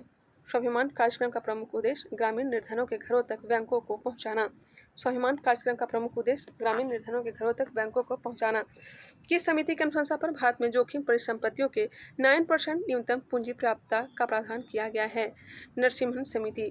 किस समिति के अनुशंसा पर भारत में जोखिम परिसंपत्तियों की 9% न्यूनतम पूंजी प्राप्यता का प्रावधान किया गया है? नरसिम्हन समिति। सहकारी साख समितियों का ढांचा कैसा है? त्रिस्तरीय। गैर निष्पक्ष परिसंपत्ति से संबंधित विवादों के निस्तारण के उद्देश्य से वर्ष 1993 में किस न्यायिक संस्था की स्थापना की गई थी? आंसर हो जाएगा ऋण वसूली प्राधिकरण। गैर निष्पादक परिसंपत्ति से संबंधित विवादों के निस्तारण के उद्देश्य से वर्ष 1993 में किस न्यायिक संस्था की स्थापना की गई थी? ऋण वसूली प्राधिकरण। कर्ज को लौटाने में समर्थ होने के बावजूद जानबूझकर कर्ज न लौटाने वाले ऋणी को किस नाम से जाना जाता है? आंसर हो जाएगा इरादतन चूककर्ता। कर्ज को लौटाने में समर्थ होने के बावजूद जानबूझकर कर्ज न लौटाने वाले ऋणी को किस नाम से जाना जाता है? विलफुल डिफॉल्टर के नाम से जानते हैं, डिफॉल्टर के नाम से जानते हैं, इरादतन चूककर्ता के नाम से जानते हैं। केरल देश का प्रथम राज्य है, जबकि तमिलनाडु का मंगलम देश का प्रथम गांव है, जहां प्रत्येक परिवार को कम से कम एक बैंक खाता सुनिश्चित कराया गया। याद रखिएगा, केरल देश का प्रथम राज्य है, जबकि तमिलनाडु का मंगलम देश का प्रथम गांव है, जहां प्रत्येक परिवार को कम से कम एक बैंक खाता सुनिश्चित कराया गया है, बैंक अकाउंट सुनिश्चित कराया गया है।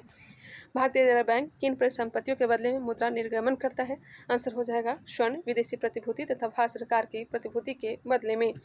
वर्ष 1920 में प्रथम भूमि विकास बैंक की स्थापना कहाँ की गई थी? झागा, पंजाब में। हालांकि जो कार्य प्रारंभ किया था 1929 में, कहाँ से? तो चेन्नई से। मेरे तरफ से भी कुछ पॉइंट को याद रखिएगा। प्रथम भूमि विकास बैंक की स्थापना तो ऐसे 1920 में ही की गई थी, लेकिन अपना कार्य प्रारंभ किया था 1929 चेन्नई। अगर ये 1920 नहीं दिया रहेगा तो आप लोग आराम से टिक कर सकते हैं 1929। ठीक है। बैंकों की जमा राशियां बढ़ने पर मुद्रा आपूर्ति पर क्या प्रभाव पड़ता है? मुद्रा आपूर्ति बढ़ती है। भारतीय स्टेट बैंक की स्थापना किस समिति के स्तुति पर की गई थी? आंसर हो जाएगा A.D. गोरावाला समिति। वर्ष 1952। भारतीय स्टेट बैंक की स्थापना किस समिति के स्तुति पर? A.D. गोरावाला समिति आया था 1952 में। केंद्रीय बैंक का सर्वाधिक महत्वपूर्ण कार्य कौन सा है? देश में पत्र मुद्रा का निर्गमन करना, पेपर करेंसी का निर्गमन करना। असंगठित क्षेत्र की अस्थिरता को कम करने के लिए नाबार्ड द्वारा कौन सा कार्यक्रम चलाया गया है? स्वयं सहायता समूह। स्वयं सहायता समूह नाबार्ड के द्वारा ही चलाया गया है। गुजरात में सेल्फ एम्प्लॉयड वुमेन एसोसिएशन, एक बार फिर से, गुजरात में सेल्फ एम्प्लॉयड वुमेन एसोसिएशन सेवा और केरल में कुदुम श्री जैसे स्वयं सहायता समूह सूक्ष्म वित्त पोषण तथा उद्यम प्रशिक्षण हेतु स्थापित किए गए हैं। तो सेवा कहाँ है? तो गुजरात में, और कुदुम श्री कहाँ है? केरल में। शिवरमन समिति समिति का अनुशंसा पर वर्ष 1982 में राष्ट्रीय कृषि एवं ग्रामीण विकास बैंक की स्थापना की गई थी। नाबार्ड की स्थापना शिवरमन समिति के अनुशंसा पर नहीं की गई थी, 12 जुलाई 1982, जिसका मुख्यालय मुंबई में है। नेक्स्ट टॉपिक है मुद्रास्फीति एवं मौद्रिक नीति, inflation and monetary policy. Inflation and monetary policy. सबसे पहले इसका परिभाषा ही दिया गया होगा। मुद्रास्फीति किसे कहते हैं? वह स्थिति जब निश्चित समयावधि में अधिकांश वस्तुओं एवं सेवाओं के मूल्यों में समान स्तर से अधिक वृद्धि होना क्या कहलाता है? मुद्रास्फीति कहलाता है। शॉर्ट फॉर्म याद रखिएगा, मुद्रास्फीति मतलब महंगाई। महंगाई बढ़ जाना ही क्या कहलाता है? मुद्रास्फीति। महंगाई जब बढ़ती है तो वस्तु की मूल्य में वृद्धि हो जाती है और पैसों में कमी आ जाती है, पैसों में गिरावट आती है, मूल्य में गिरावट आती है। यहाँ पे देख सकते हैं वस्तु की मांग में वृद्धि हो जाएगी और प्लस वस्तु की आपूर्ति में कमी और इक्वल टू वस्तु की कीमत। मुद्रास्फीति का मतलब हो जाएगा वस्तु की मांग बढ़ जाएगी और वस्तु की आपूर्ति कमी आ जाएगी। ठीक है। मुद्रास्फीति का मतलब ये याद रखिएगा कि महंगाई होता है, महंगाई का बढ़ जाना। महंगाई जब बढ़ेगी वस्तु की मांग बढ़ जाएगी और वस्तु की आपूर्ति घट जाएगी।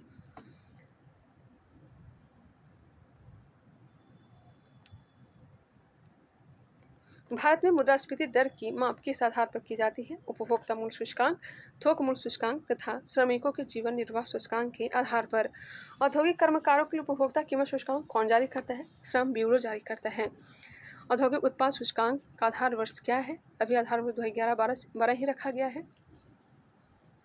मुद्रास्फीति के कारण अर्थव्यवस्था में क्या परिवर्तन आते हैं? वस्तुओं के मूल्य में वृद्धि हो जाती है तथा मुद्रा के मूल्य में कमी आ जाती है। यही मैं बताना चाह रही थी, जब मुद्रास्फीति आती है तो वस्तुओं के मूल्य में वृद्धि हो जाती है और मुद्रा के मूल्य में कमी आ जाती है। मैं थोड़ा सा सही ढंग से नहीं समझा पा रही थी, लेकिन मेरा समझाने का मतलब यही था।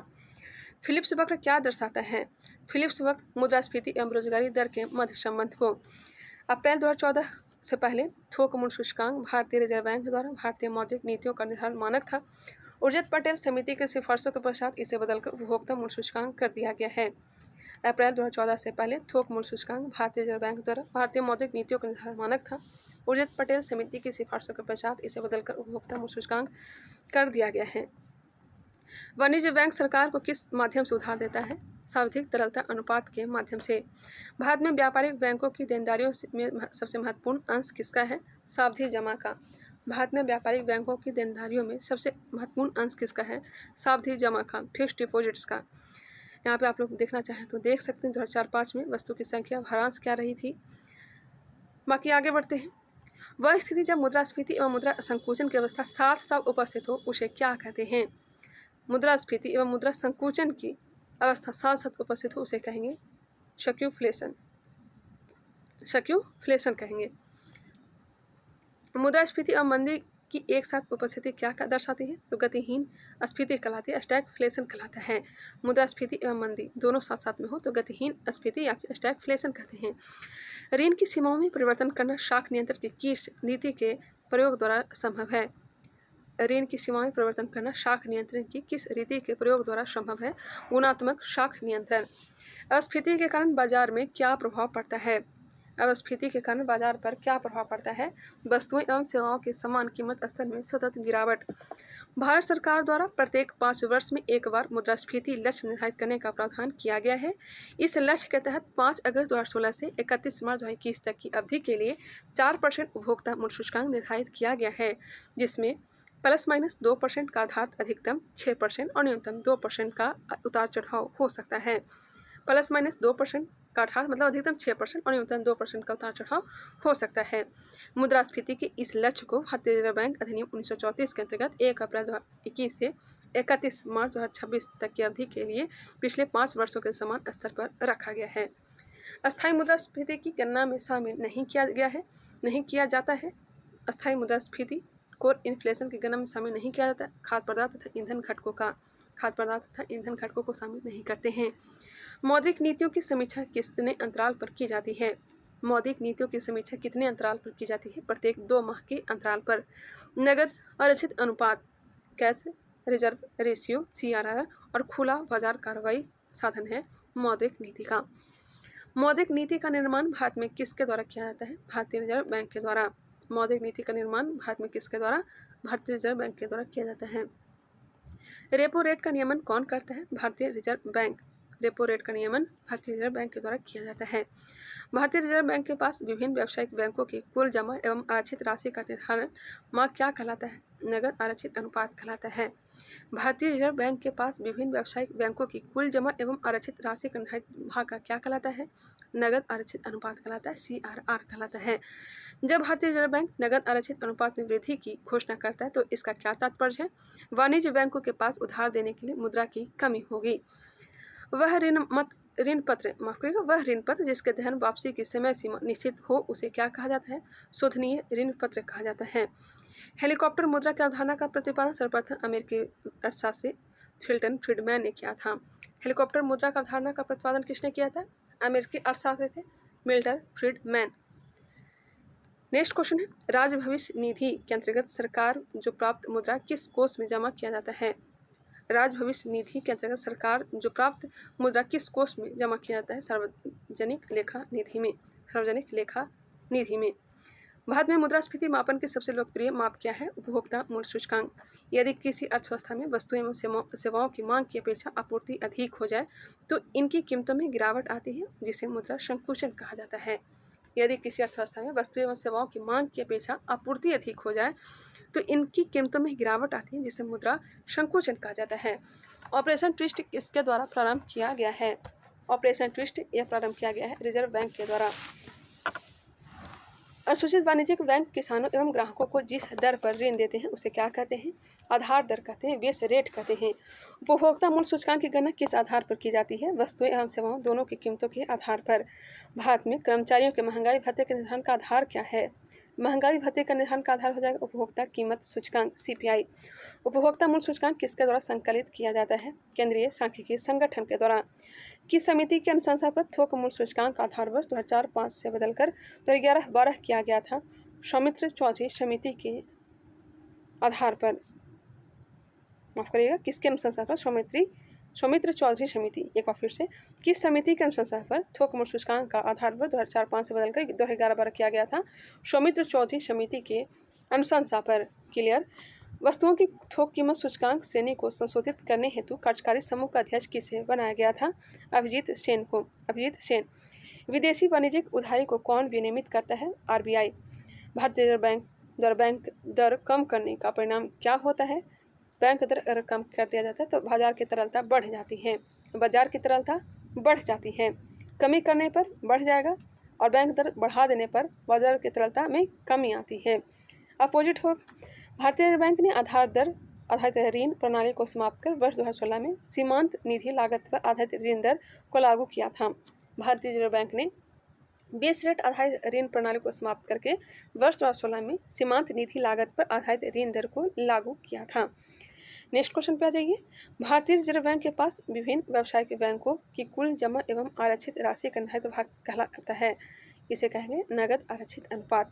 व्यावसायिक बैंकों की कुल जमा एवं आरक्षित राशि का निर्धारित भाग क्या कहलाता है? CRR कहलाता है। आगे बढ़ते हैं। वह दर जिस पर बैंक रिजर्व बैंक को उधार देती है उसे क्या कहते हैं? रिवर्स रेपो दर कहेंगे। वह दर जिस पर बैंक रिजर्व बैंक को उधार देती है उसे कहेंगे रिवर्स रेपो रेट कहेंगे। बैंकों को अपने रोकड़ शेष और कुल परिसंपत्तियों के मध्य एक निश्चित अनुपात रखना पड़ता है, उसे क्या कहते हैं? शाब्दिक तरलता अनुपात कहते हैं। वित्त क्षेत्रक सुधार पर नरसिम्हन समिति ने क्या सुझाव दिया था? वित्त क्षेत्रक सुधार पर नरसिम्हन समिति ने क्या सुझाव दिया था? शाब्दिक तरलता अनुपात तथा नगद आरक्षित अनुपात कम करने का। वित्त क्षेत्रक सुधार पर नरसिम्हन समिति ने क्या सुझाव दिया था?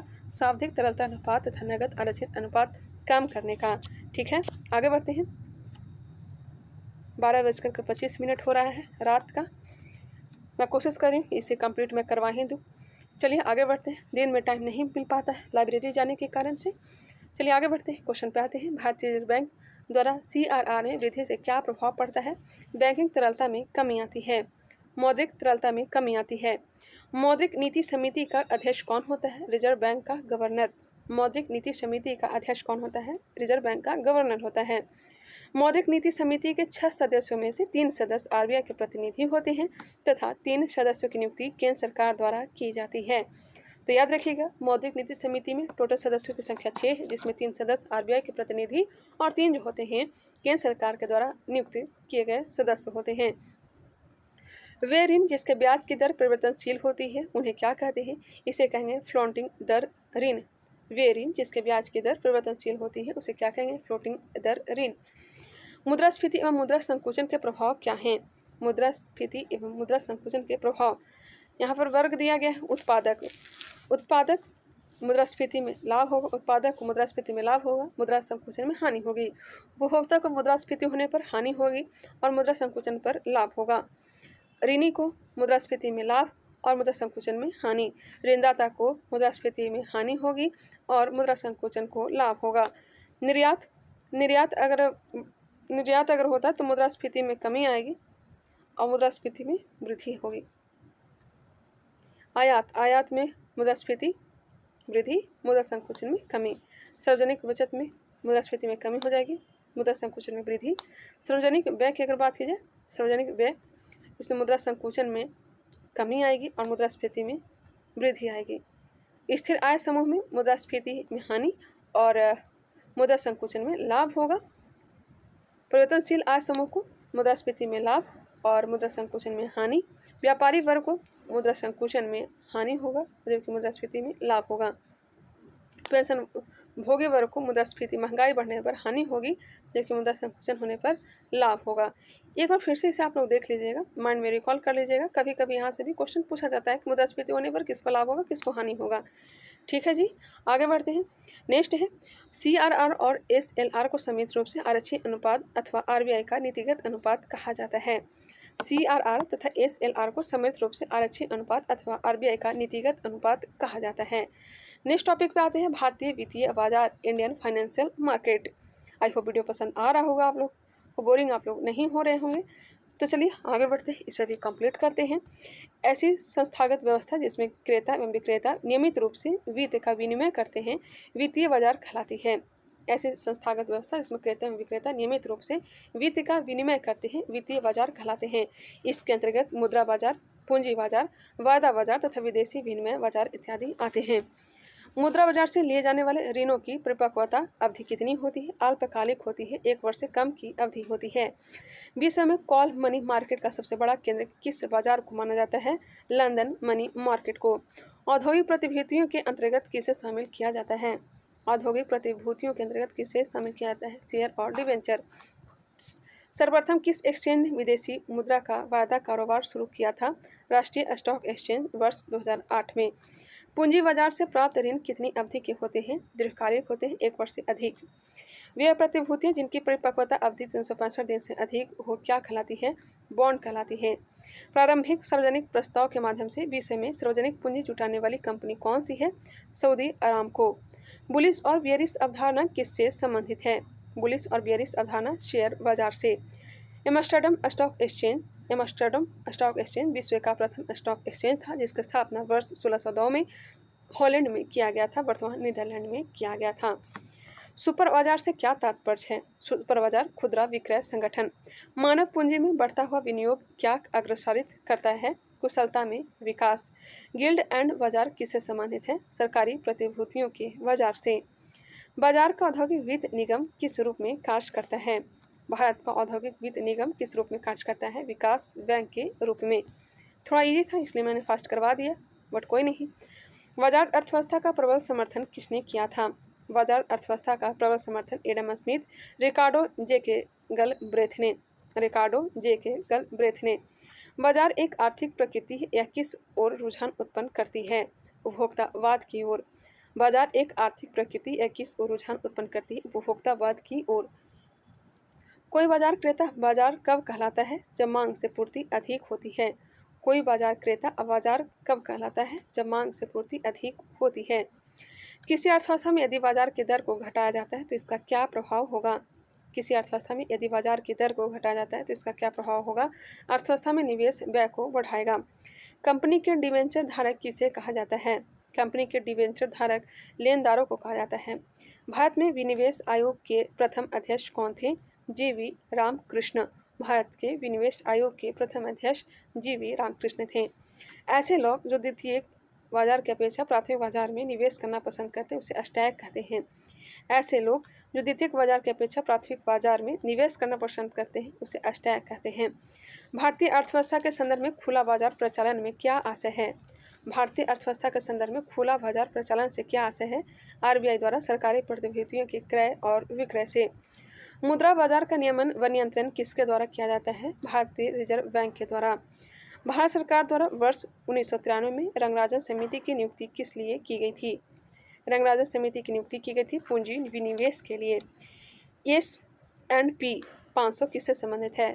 S&P 500 किससे संबंधित है? बड़ी कंपनी के स्टॉक सूचक से। बड़ी कंपनी के स्टॉक सूचक से। भारत के राष्ट्रीय शेयर बाजार का मुख्यालय कहाँ स्थित है? मुंबई में। भारतीय प्रतिभूति एवं विनिमय बोर्ड का मुख्यालय कहाँ है? भारतीय प्रतिभूति एवं विनिमय बोर्ड। भारतीय प्रतिभूति व विनिमय बोर्ड सेबी का मुख्यालय कहाँ है? मुंबई में है। National stock exchange of India के प्रवर्तक भारतीय स्टेट बैंक, LIC, GIC तथा IDBI है। National stock exchange of India के प्रवर्तक भारतीय स्टेट बैंक, LIC, GIC माफ करिएगा GIC तथा IDBI है। BSE ग्रीनएक्स में कितनी कंपनियां सम्मिलित हैं? BSE ग्रीनएक्स में कितनी कंपनियां सम्मिलित हैं? 25। KR वेणुगोपाल समिति का गठन सार्वजनिक वितरण प्रणाली के अंतर्गत केंद्रीय निर्गम मूल्य निर्धारण हेतु किया गया था। KR वेणुगोपाल समिति का गठन सार्वजनिक वितरण प्रणाली के अंतर्गत केंद्रीय निर्गम मूल्य निर्धारण हेतु किया गया था। शेयर बाजार में चलने वाले वृहद कारोबार को कौन सी संस्था नियंत्रित और विनियमित करती है? तो आंसर हो जाएगा सेबी। भारतीय जीवन बीमा निगम की स्थापना संसद द्वारा पारित बीमा अधिनियम 1956 के तहत 1 सितंबर 1956 को किया गया था और इसका मुख्यालय भी कहाँ है तो मुंबई में है। LIC life insurance corporation of India. Bharat के प्रमुख शेयर बाजारों में सर्वाधिक कारोबार कौन सा बाजार करता है? आंसर हो जाएगा राष्ट्रीय शेयर बाजार। इनसाइडर ट्रेडिंग का संबंध किससे है तो शेयर बाजार से है। इनसाइडर ट्रेडिंग का संबंध किससे है? शेयर बाजार से। एक्चुअरीज शब्द किससे संबंधित है? बीमा से है। विश्वसनीय प्रतिभूतियों से क्या तात्पर्य है? ऐसे शेयर जिन पर लगातार ऊंची दर का लाभ हो। विश्वसनीय प्रतिभूतियों से क्या तात्पर्य है? ऐसे शेयर जिन पर लगातार ऊंची दर का लाभ हो। दलाल स्ट्रीट कहाँ स्थित है? मुंबई में है, सभी जानते हैं। भारत में ट्रेजरी बिल 3 परिपक्वता अवधियों के लिए अर्थात 91 दिन, 182 दिन और 366 दिन के लिए जारी किया जाता है। ट्रेजरी बिल 3 परिपक्वता अवधि के लिए जारी किया जाता है। एक है 91 दिन, दूसरा 182 दिन और तीसरा है 364 दिन। अंतर्राष्ट्रीय नकदी की समस्या किससे संबंधित है? डॉलर और अन्य दुर्लभ मुद्राओं की अनुपलब्धता से। भारत सरकार द्वारा बीमा नियामक एवं विकास प्राधिकरण की स्थापना कब की गई थी? अप्रैल 2000 में। किसान क्रेडिट कार्ड योजना कब प्रारंभ की गई थी? किसान क्रेडिट कार्ड यह प्रारंभ की गई थी 1998-99 में। RN मल्होत्रा समिति किस क्षेत्र से संबंधित है? बीमा क्षेत्र से। शाख निर्धारण के संबंध में भारत की सबसे पुरानी क्रेडिट रेटिंग संस्था कौन सी है? क्रेसिल है। क्या है? क्रिसिल। वर्ष 1987 में यह आई थी। अब ज़्यादा लंबा वीडियो नहीं खींचेंगे, अब जल्द ही इसे समाप्त करेंगे क्योंकि 1 घंटा, क्योंकि अब सेकंड पार्ट में इसे कंप्लीट करने का प्रयास करूँगी। मैं लगातार से 1 घंटा में बोलते जा रही हूँ, इस कारण से यहीं पे आप इसे समाप्त करूँगी और सेकंड वीडियो में इसे कंप्लीट करने का प्रयास करूँगी। क्रेसिल एक वैश्विक क्रेडिट रेटिंग एजेंसी है जो अर्थव्यवस्थाओं के साथ कंपनी की साख की स्थिति का मूल्यांकन करता है। भारत की कौन सी संख्या सहयोग नीतियों का नियमन करती है? आंसर हो जाएगा सेबी। भारत की कौन सी संख्या सहयोग नीतियों का नियमन करती है? आंसर हो जाएगा सेबी। सेबी अधिनियम किस वर्ष पारित हुआ था? तो वर्ष 1992 में। सेबी अधिनियम 1992 में पारित हुआ था। नेक्स्ट है, पूंजी बाजार तथा उद्योग जगत में प्रतिष्ठित एवं बड़ी कंपनियों को ब्लू चिप कंपनी कहा जाता है। पूंजी बाजार तथा उद्योग जगत में प्रतिष्ठित एवं बड़ी कंपनियों को ब्लू चिप कंपनी कहा जाता है। कोई नहीं जी, इसे याद रखिएगा। नेक्स्ट है क्रेडिट रेटिंग एजेंसी, इसकी स्थापना और मुख्यालय।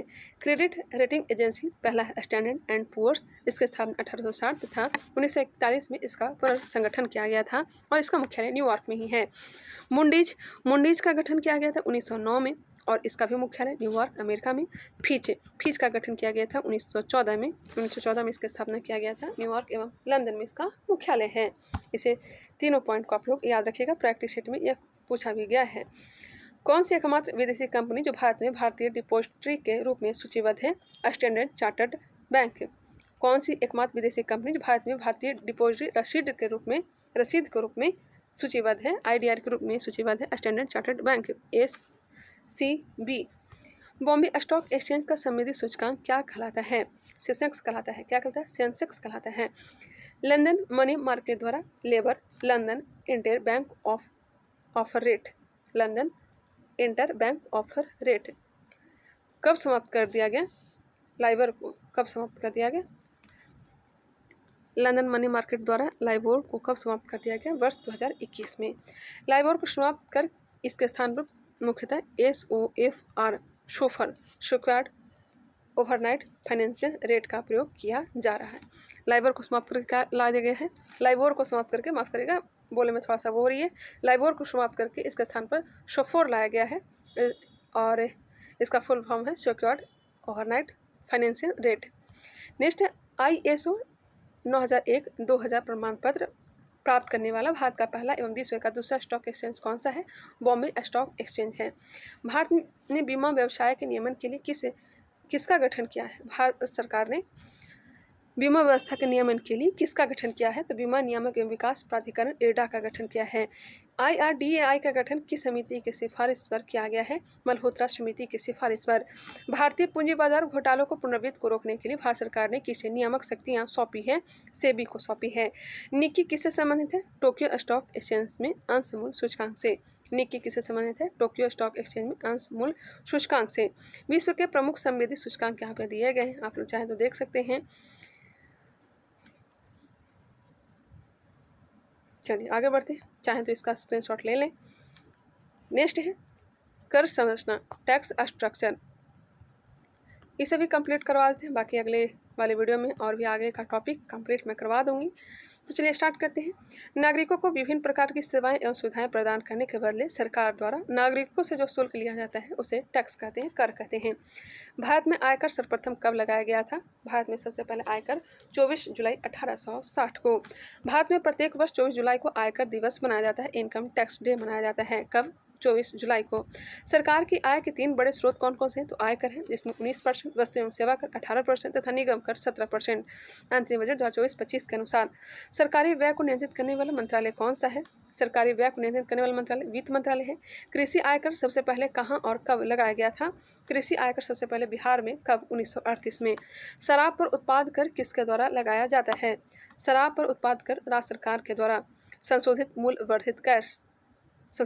वर्धित कर का संबंध किसी उत्पाद कर से है? किस कर के लगाए जाने के पश्चात इसका वास्तविक भुगतान जिस बिंदु पर होता है वह क्या कहलाता है?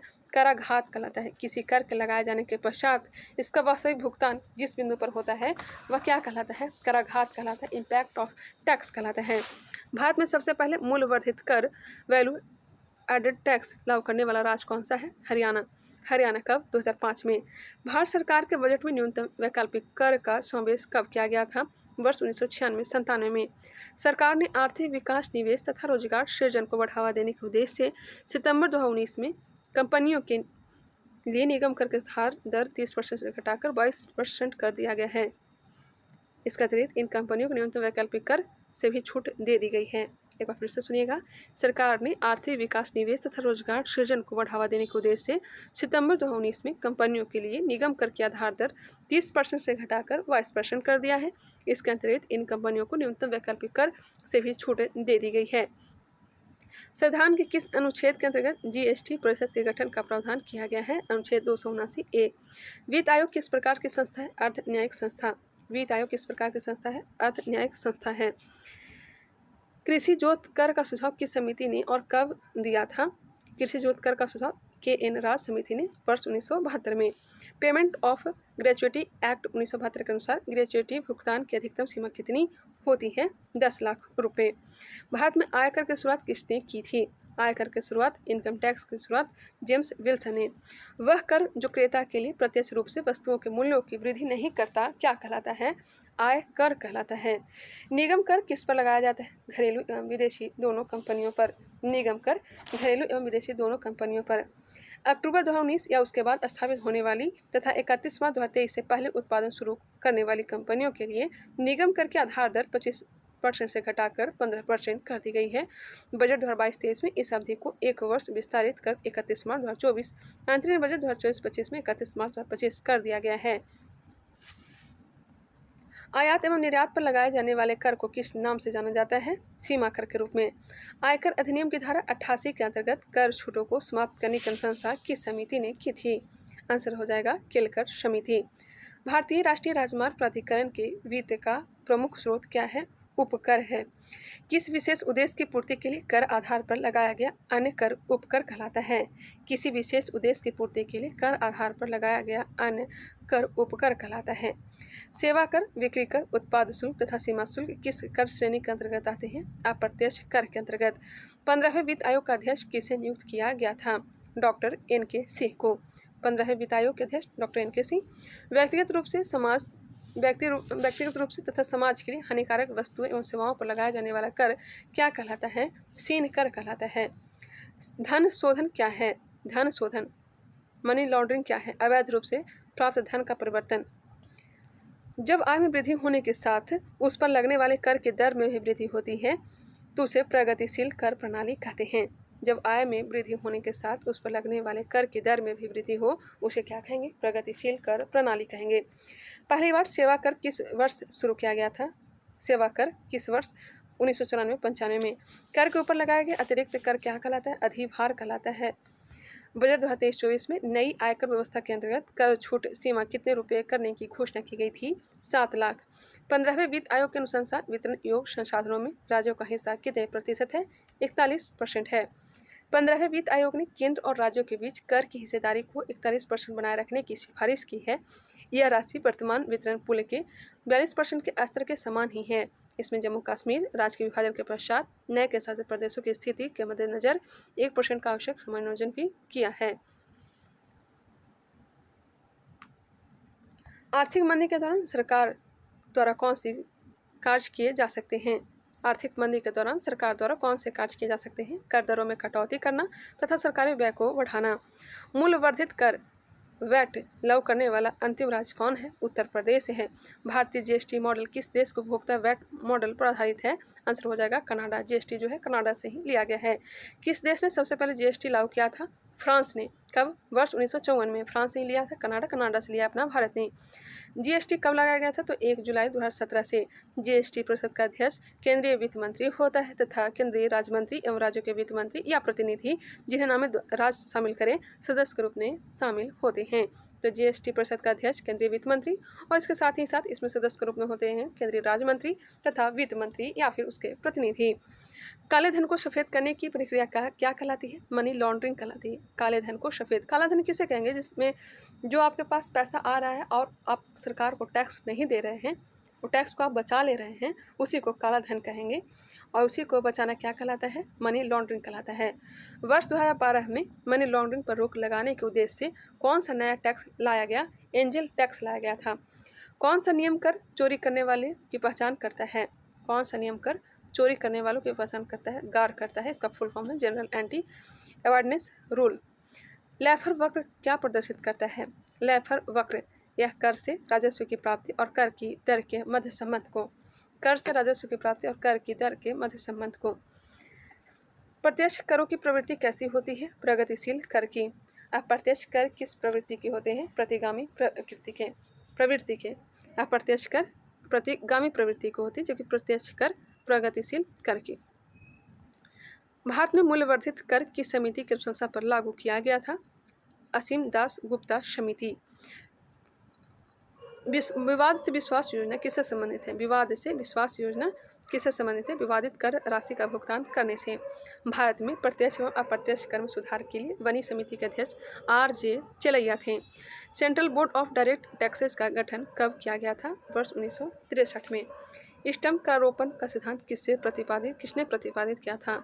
स्टैम्प करारोपण ऑप्टिमल टैक्सेशन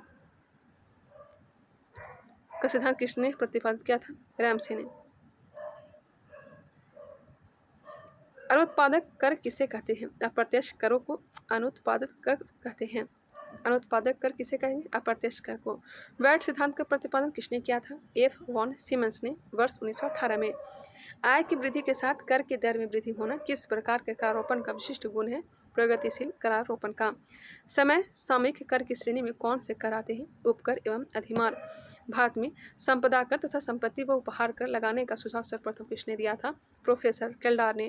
केलकर समिति किससे संबंधित है? प्रत्यक्ष एवं परोक्ष करारोपण में सुधार से। वोडमेट तथा सेनवेट किससे संबंधित है? केंद्रीय उत्पाद शुल्क से। मोडवेट और सेनवेट किससे संबंधित? केंद्रीय उत्पाद शुल्क से। राज्य स्तर पर वैट किस कर के स्थान पर लागू हुआ था? बिक्री कर, व्यापार कर। बैंकिंग क्रैश ट्रांजैक्शन टैक्स और फ्रिज बेनिफिट टैक्स कब प्रारंभ किए गए थे? वर्ष 2005-6 में। बैंकिंग कैश ट्रांजैक्शन टैक्स और फ्रिज बेनिफिट टैक्स कब प्रारंभ किए गए थे? वर्ष 2005-6 में। करदाताओं की पहचान हेतु अस्थायी खाता संख्या के स्थान पर करदाता पहचान संख्या 3 प्रारंभ करने का सुझाव किया समिति ने दिया था? प्रोफेसर RJ चलैया समिति ने। करदाताओं की पहचान हेतु अस्थायी खाता संख्या के स्थान पर करदाता पहचान संख्या प्रारंभ करने का सुझाव किस समिति ने दिया था? प्रोफेसर RJ चलैया समिति ने। समाधान योजना का संबंध किससे है? कर विवाद से। अभी टाइम हो रहे रात के 12:47 और मैं अभी यहीं पर इसे स्टॉप कर रही हूँ। बाजार की सकारात्मक गतिविधियों से उत्पन्न नकारात्मक प्रभाव पर आरोपित कर को पाइगोवियन कर कहते हैं। वीडियो कैसा लगा कमेंट करके आप लोग बता सकते हैं। नेक्स्ट वीडियो में बजट एवं राजकोषीय नीति और भी कई सारे टॉपिक दिए हुए हैं। कृषि एवं संबंधित क्षेत्र, इसके साथ ही उद्योग क्षेत्र, फिर उद्योग क्षेत्र के बाद गरीबी एवं बेरोजगारी जो कि मोस्ट इंपॉर्टेंट है, अंतर्राष्ट्रीय संगठन, यह सबको नेक्स्ट वीडियो में कंप्लीट करने का मैं प्रयास करूँगी। तो मिलते हैं नेक्स्ट वीडियो में, तब तक के लिए धन्यवाद।